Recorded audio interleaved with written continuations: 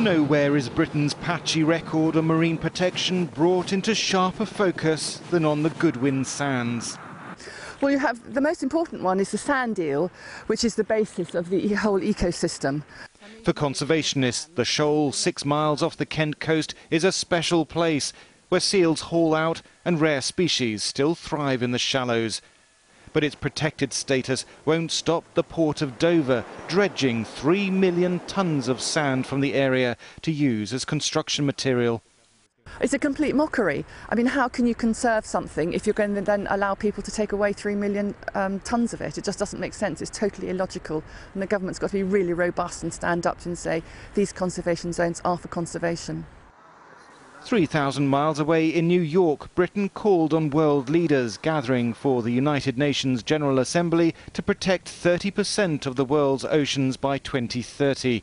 Currently, it's not even 4%. We are one of the great maritime countries of the world.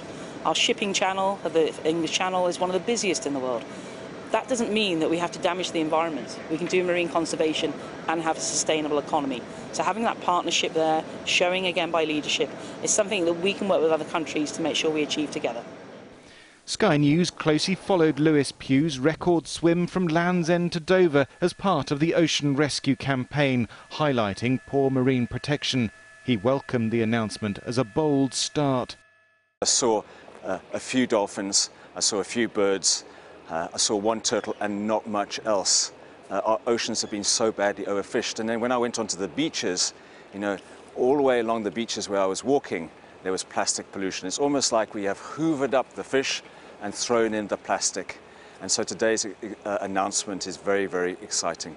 If Britain is to lead the world on marine protection, it needs to start here. Now, sources tell me that the Environment Secretary is sympathetic to the case for Goodwin Sands, and in the longer term there could be much stronger safeguards for all our conservation zones.